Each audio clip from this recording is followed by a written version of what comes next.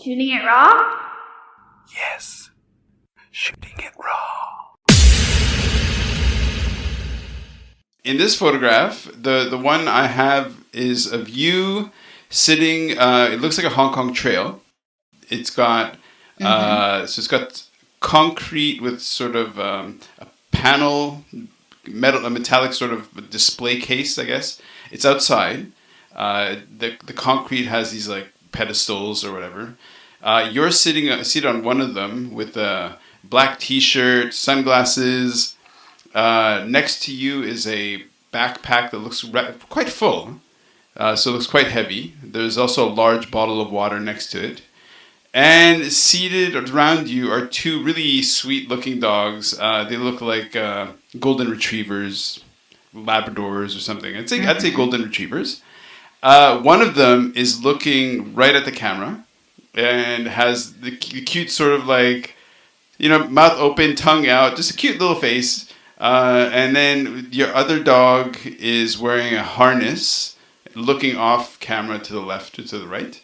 Around you, you don't see the sky. You see just the hillside with concrete and whatever, and grass and yeah. So what's this photo? It's called Outdoors.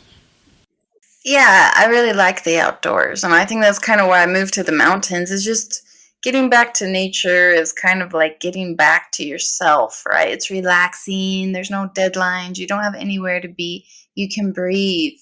And my dogs like to go hiking too. And yeah, they're golden retrievers. One is more fitter than the other. So the the dog looking at you in the picture is fit, Okay. and the other dog is not as fit, and I think he really struggled in the humidity. So those one of those joke photos. Okay. Okay. And the backpack looks really full. Like, were you camping or were you just kind of carrying a heavy pack? I think it's full of water because in Hong Kong it's that humidity, and then the dogs, because they're golden retrievers, they're furry, and Yeah. so you just have to carry a lot of water with those dogs. Sure. Sure. Make sure Sure. they're really hydrated. Make sure I'm hydrated. Of Yeah, course. So water is very important. of course. In my house we have five dogs, and we go hiking all the Oh no, time. I didn't know that. Yeah. Yeah. So where is the trail? Okay, what kind of dogs do you have? Okay, there seems to be a bit of a lag, but we'll just get through it. Well, the dogs I have are called Tong Gao, so they're Hong Kong specials. So, when you were here, did you get to meet a lot of the Hong Kong specials, like the Tong Gao? I don't even know what that is. Where is that? Tong Gao is it's like the local Hong Kong. It's not. I don't know if it's its own breed, but a Tong Gao is basically like a kind of the local dog. It's just a mixed hodgepodge mongrel. Uh, Oh, okay. I know what you mean. I know what you mean. Yes, yes, yes. yes, so I know we what you mean. rescued about five of them. Sorry, I thought it was a place, but yeah. Oh, wow. Good for you. That's really kind of you. Where do you live so that you can? Do you live on an outlying island or? We live in Sai, so we live in the country park. Oh, that's right. That's Yeah, right. so way in the country park, so it's Okay. really, really amazing. With monkeys and the cows, and of course tons of Yeah. trails. So before coming to Hmm. Hong Kong, did you know that Hong Kong is so green? I didn't. I came from New York, and I'd never been to Hong Kong before. It was totally a new adventure for me, but I was pleasantly surprised with how green Hong Kong is. Sure. So were you coming from New York, like professionally, like moving your practice, or what's that story? So I came with my first husband, and I got divorced in Hong Kong. So he had a job and he got transferred. And at the time, I had just graduated with my master's, and it was the housing crisis, and there was no work to be found. So New York was a really rough place in 2009, 2010. It was really rough, and so I thought, well, I have nothing to lose. Why not try a new place? See what happens. Okay, okay.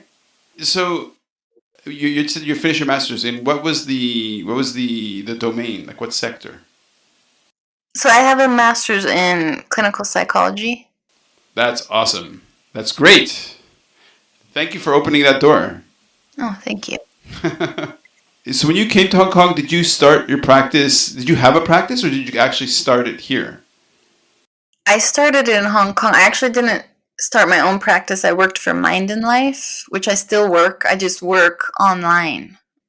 So when I graduated with my master's, I came to Hong Kong, and because in the US you can't really be a clinical psychologist with just a master's, and I didn't know in Hong Kong that you could practice with a master's, so I went back to school.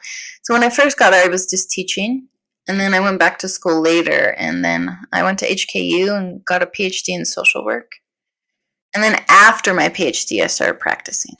Oh, wow, wow. Okay, so you and I are both alumni of Hong Kong U. Great. Oh, you went to HKU as well. We have a lot in common. Yeah. We have the outdoors, martial arts, HKU. Right, yeah. So my first degree at HKU was in clinical research methodology. So, Oh, clinical wow, trials okay. research. And then my second degree was an MBA, which I never would have chosen, but my client paid me to do it. So, yeah, really nice client. Oh, great. Yeah, that's quite the opportunity. Well, yeah, that's kind of Hong Kong, I guess, in that way. So, okay, so let's go back to, Yeah, Hong Kong can be magical. yeah, you left HK in the middle of the pandemic, right? So what created that tension to pull you back to the US? Well, I have a new partner now that I met in Hong Kong. He's also American, and he sold his business because a lot of his business was done in China, and because of the protests, it wasn't going well, I guess you could say. So he didn't exactly feel safe in Hong Kong after the protests and all of that happened. So we just came back. And so for me, it was a big choice because I love Hong Kong, but at the same time, I love my partner too. And so it was a little bit of a decision to be made, but I feel like I made the right choice. Well, I think you made the right choice too. So where did you grow up? Because you studied in New York. So where did you grow up? I'm from Utah originally. Oh, wow. And you're from Canada, right? Yeah, I'm from Montreal. Montreal, okay. And that's East Coast Canada? Yep. So Montreal is about Okay. 6 hours north of New York City, 7 hours north of New York City. Okay, interesting. So when did you get to New York City?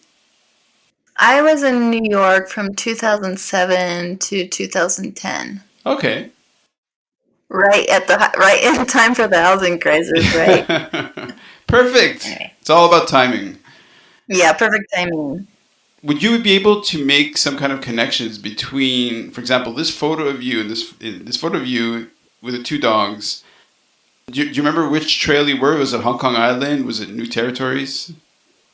I believe it was New Territories. Yeah, it must have been the New Territories because that's usually where I hiked Okay. with the dogs. Right. And you brought the dogs over from the US, or you actually got them in Hong Kong? So those are my partner's dogs. He got them in Hong Kong, actually in the New Territories, and then we brought them to the US with us when we moved. Wow. So look, let's move on to the next photo. Okay.